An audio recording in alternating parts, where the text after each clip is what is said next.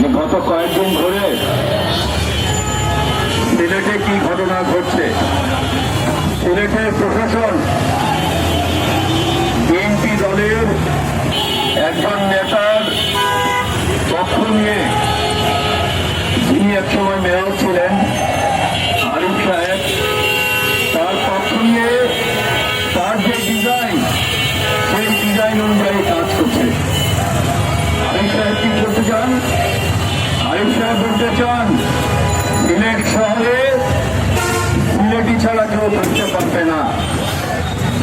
তিনি সিলেটের বাইরে যারা আছেন তাদেরকে বলছেন আবাদি, যারা বাইরে থেকে এসেছেন, সেটা সুনামগঞ্জ হোক, হবিগঞ্জ হোক, তারপরে আপনার মৌলভীবাজার হোক, যেখান থেকেই আসুক তারা আবাদি। এই আবাদিদেরকে তিনি সেখানে কাজ করতে দিবেন না। 30,000 রিক্সা শ্রমিক আছে, অনেক হকার আছে।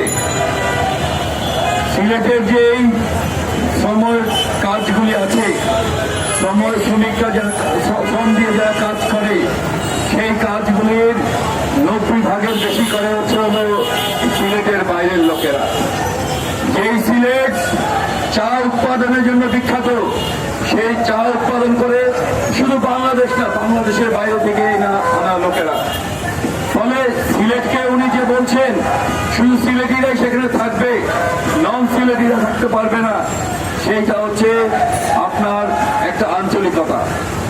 বাংলাদেশে যেই 18 কোটি মানুষ আমরা আছি, আমরা বাংলাদেশের যে কোনো জায়গায় কাজ করার যোগ্যতা রাখি, অধিকার রাখি।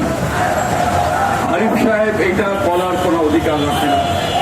আরিফ সাহেব যেটা করেছেন যে তিনি দলের মনোনয়ন পাওয়ার জন্য, নিজের জনপ্রিয়তা দেখানোর জন্য এই ধরনের একটা সিলেটি নন সিলেটি আন্দোলন সূচনা করেছেন, যেটা ভবিষ্যতে দেশের জন্য একটা বড় ধরনের সংকট ডেকে আনবে।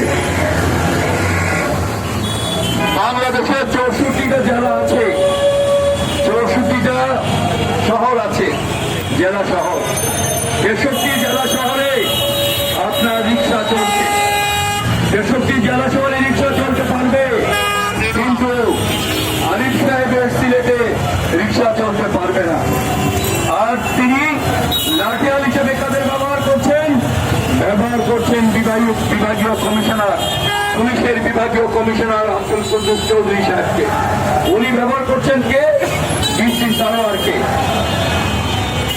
তারা তার পক্ষ নিয়ে এইসব কথার আপনার